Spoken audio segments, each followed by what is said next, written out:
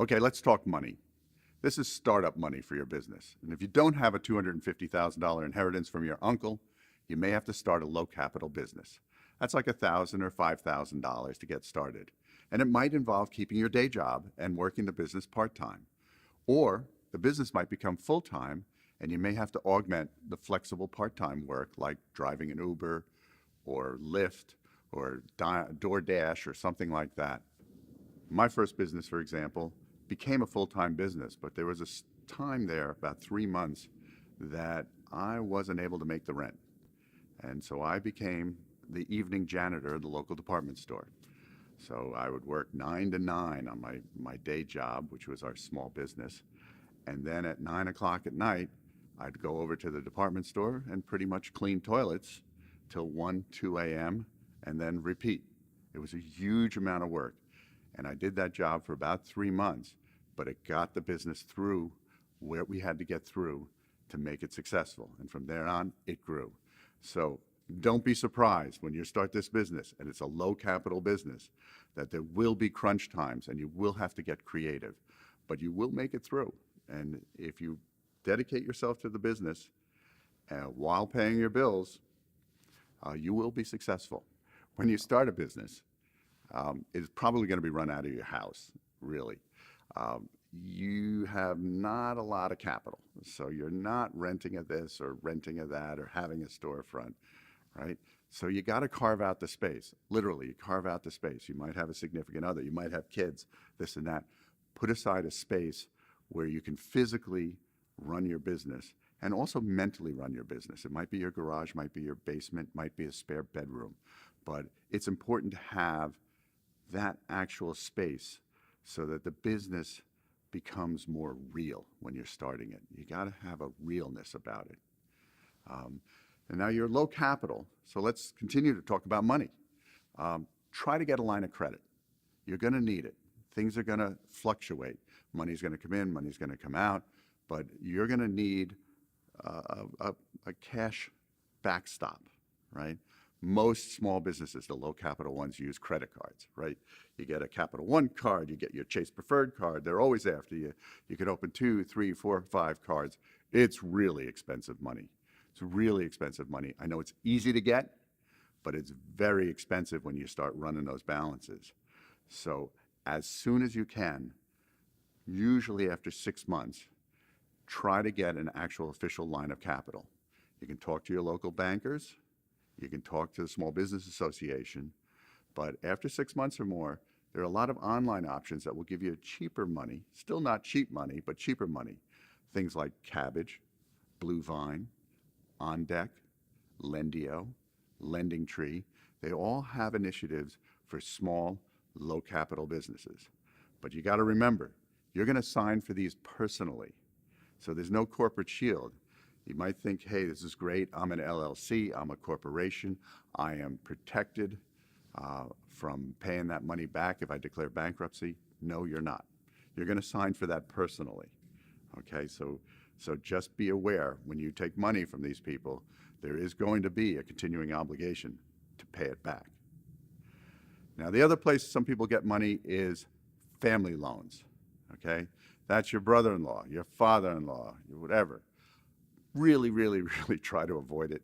Try to avoid it, because if you think Thanksgiving is awkward right now with your father-in-law, wait till he loans you $20,000 for this business, because you're going to have to answer to him for how the business is going. And trust me, it's not worth $20,000. So try to avoid family loans. You do have a life. See if you can get capital other places before resorting to family. So now that we're still talking about money, let's talk about cash flow, okay? You're going to have to learn about cash flow. Cash flow is money in versus money out, okay? You have to balance your payables. That's what you owe people, what you're paying them all the time, with your receivables. That's what others owe you, right? So from the very beginning, get good terms from the people you buy from, with your suppliers or your contractors and all that. Get good terms. And what I mean by that is tell them up front, say, look, I want 60-day terms. I don't want to have to pay you for 2 months, right? Or I want to pay you over time, right? Negotiate that up front, right? And if you do have a problem paying them, even against those terms, talk to them. Too many young entrepreneurs try to buy and hide, meaning they don't answer the phone when somebody's trying to collect money. They don't answer the email. They hide. Don't hide. Don't hide. They are business people themselves. They have been in that situation. As long as you're upfront with them and you say, things are really tight, however, I think by next month, I'll be able to give you 25%, 50%, something like that. You will be surprised at how pliable your vendors can be. So don't buy and hide, right? Now, on the other side, those are your receivables, your money in. Try to speed that up, right? Give discounts for advance payments. Give discounts for cash payments. Don't be chasing money, right? So what you try to always do is speed the money in, slow the money out. That's cash flow.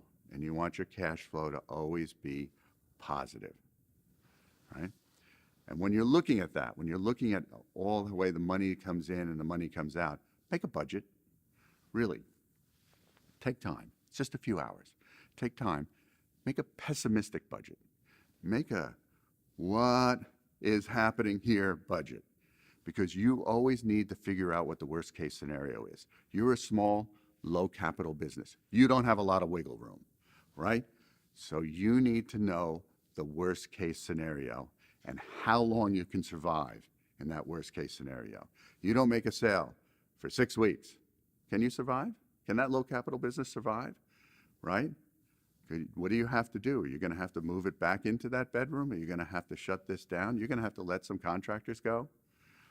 Always know what your bottom line is for the business to survive. And then also know your break-even scenario. That means how long will it take you and what will it take to break even? That means so your income and your expenses are boop, right together. They match. That's your break-even point. That's a magic number. That is a magic time, because break-even scenario is you now have a business. You have a surviving business. You are breaking even. From then on, it's gravy. Now you're building a business. Now you're building a profitable business. So you know your worst-case scenario. You know your break-even scenario. It helps focus you on the numbers, especially on the expense side. If you know those two things, worst case and break even, you'll be focused. You'll be focused on your expenses. So, also on money, in order to do anything about cash, about your cash flow, about your expenses, about your income, you need to track it. Please, please, please, please, please open a separate business checking account. Don't run it out of your personal account. Don't run it out of your personal credit card. Separate those right up front, right up front. I'm going to save you a lot of hassle, because most low capital small businesses are running it out of their back pocket. They're running it out of their checking account. They're running it out of the wives' account, whatever. Keep your personal expenses in a separate account. Go to the bank, open up a separate checking account, open up a separate credit card account, right? And if you have to pull money out of the business, which you will on a regular basis, you need $300 for this, $400 for that, don't take that money out of your business account. Write yourself a check. Business account, write it out to yourself personally, deposit it in your personal account, and then spend the money. Because now you know that the business gave money to you personally, okay? Because you want to track your business. As I said, you want to track your break even. You want to track your profitability. When it gets mixed in with your car payments, and it gets mixed in with your food budget, and it gets mixed in with your entertainment budget, you're going to have a really tough time figuring out if this business is making any money. Really difficult. So in the very beginning, do that. You know, transfer money from business to personal if you need money. And track it. There's so many nice tools out there. Sign up for Mint, that's from Intuit. Sign up for QuickBooks if your business is big enough. Mint's just a checking account tracker, and most low capital businesses can use that just fine. But if you get a little bit larger, you might have to switch over to QuickBooks. Use it. Sign up, use it. You'll be glad you did from day one. All right, let's talk about people. And when I mean people, people in your business. Um, One of the ways to totally torpedo your business is to surround yourself with bad people. Okay, let's start with bad employees. I mean, one bad apple will spoil a barrel. That's true for employees. It's also true for contractors, the people you work with, and subcontractors that you hire to get work done. Anyone you trust with your reputation is an extension of you, and it's an extension of your business.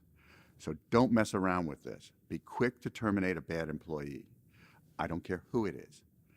I don't care if it's your pastor's daughter. If they're not representing your business the way you want to represent it, you have to terminate it. You cannot turn them around quickly enough. They cannot stay. Also, big mistake of many small businesses. Don't promise a new person, quote, a piece of the business up front. Hey, if you join me for cheap or you join me for free, I'll give you 5% of the business. I'll give you 10% of the business. A lot of people do that. Tell them that's a discussion they need to have on their 1-year anniversary. Don't do it up front because you don't know where it's going to go. You don't know if this person's going to be 6 months and you have to fire them and they're coming after you with a lawyer saying, I want my 10% of the business. It's messy. If you have to give something, make it a small piece of the profits, not the actual business. Because if there are profits and they get a small piece of the profits while they're an employee, that you can handle. That will not involve lawyers. That's just a number.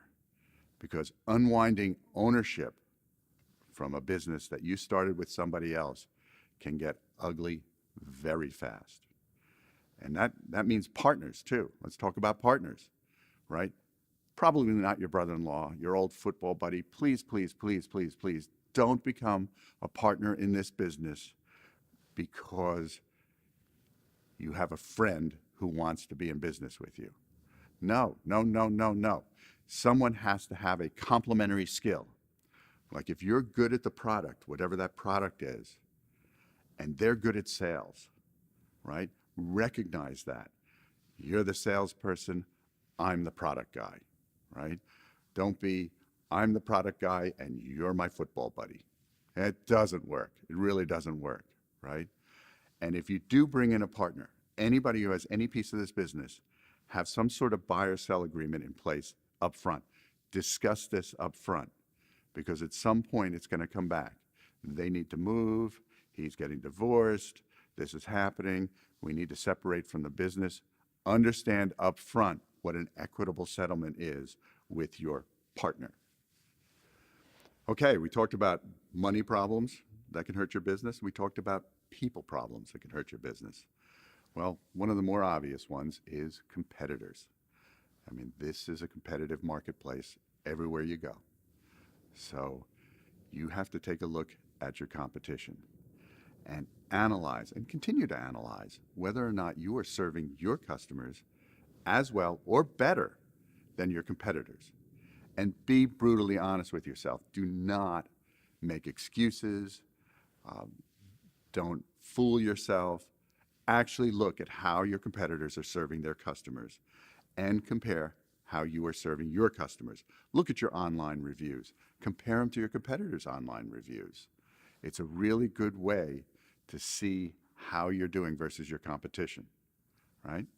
And if you find out, I mean, you're just getting beaten everywhere. You're just getting beaten everywhere you turn, and you don't have the time, the resources to help you mount a serious competitive challenge, you might have to make a change, right? This is hard. This is really hard. It's hard to admit you got beat, but it will happen. You will get beaten, all right? You can change. You can regroup. There are a lot of things you can do, but if you really can't make it, you can't make it. And that's okay. That's okay. You gave it a shot, reorganize, and try it again. All right, we've talked about money problems sinking your business. We've talked about people problems sinking your business.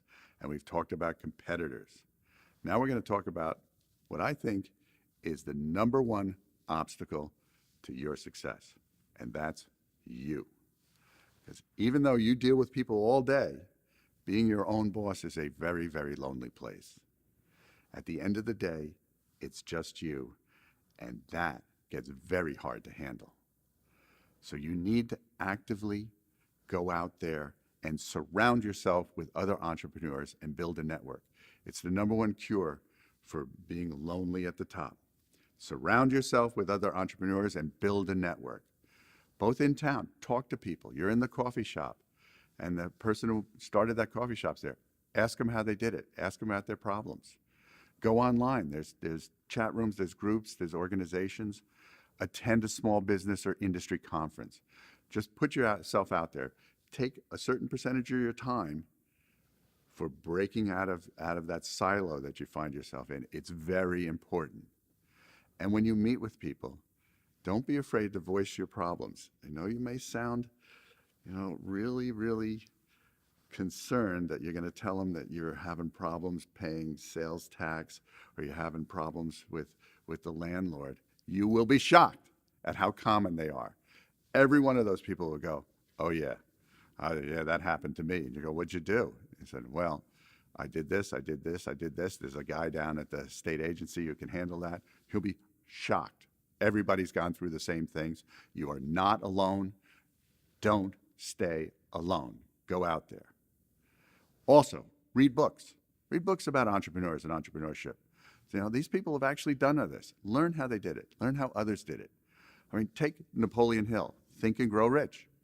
Paul Hawken, Growing a Business is a good one. Or my favorite, and the book I make every one of my 7 kids read before they go off to college, is Dale Carnegie's How to Win Friends and Influence People. It was written 60 years ago, right? But it's still the basic Bible of how to shake somebody's hand, remember their name, look them in the eye, and all of those things will help you become a better entrepreneur. Okay? It takes a long time. It takes a lot of stress to develop a business, right? So you have to work on you, because if you don't work on you, you are going to be your worst enemy. Let me share with you one of the tricks I've learned from being an entrepreneur, and it deals with stress, because you are going to have a lot of stress. And that stress is going to bubble up at, trust me, 3 a.m. You're lying in bed wide awake because of this tax payment, this new competitor move, the product is late, one of your subcontractors has disappeared to Finland or something, and you are going to be stressing about your business. My wife is next to me, sound asleep. The dog is at the foot of the bed, sound asleep. Kids, sound asleep. Everybody's having a wonderful night's sleep. You're wide awake. It's 3 a.m. And worse, you have to get up at 5:30 to meet somebody somewhere or get on a plane somewhere, and you're worried that you're not getting enough sleep. So here's what I do. I finish the movie. Most people stress because they get halfway through a scenario and then just start thinking about it. Oh my God, oh my God, oh my God, right? Finish that movie. Figure out, okay, here's the situation. What's the worst thing that can happen? And go through that and go through the worst case scenario. And that's could be scary. And so then go through the best case scenario. Here's what's going to happen if that check comes in on time, the contractor shows up from overseas, things start happening. That's the best case scenario. And then actually blend it and come up with what you really think is going to happen. Because once you finish the movie, you know how it ends. And when you know how it ends, the stress kind of goes away. And maybe by 3:30, you're sleeping. So remember, you stress, it's the middle of the night, finish that movie. All right, we've talked about money problems sinking your business. We've talked about bad people sinking your business. We've talked about competitors sinking your business. And we've talked about you sinking your business. So let's talk about the business that sinks. I'm going to emphasize this because I have done it multiple times. It's okay to fail. It's hard. It's very difficult because your ego gets wrapped up into your business. It's your business. It's your ego. But it is okay to fail. Most, and I'm going to say almost every successful entrepreneur have failed at least once. Okay? So you will experience failure, probably. But if deep down in your heart, you got to listen to yourself. If you're not cut out to build your own business, you've experienced it, you tried it, you said, this is not for me, then wrap it up as neatly as possible. Don't leave loose ends hanging. Don't be, pay people off. Do whatever you have to do to wrap that business up as neatly as possible, and then embark on a career. Figure out what you want to do for a living, but it's a career. It's not your own business. However, if you still believe, even after failing, even after taking that hit to your ego, you are an entrepreneur at heart, then wrap that business up as neatly as possible again and get a job. Don't start on a career, just get a job. Get something that pays the bills and start planning your next business. Because I will guarantee you, the experience you had with a failed business will be the most valuable asset of your new business. Today, I invest in businesses. I invest in a lot of small businesses. And that is the number one question I ask of every entrepreneur I invest in. Have you ever failed? And when I get the yes, and I go, what did you learn? And they come back with what they learned, those are the businesses I invest in. Those are the people who have a better chance of success. So it's okay to fail. Just learn from it, pivot, and move on.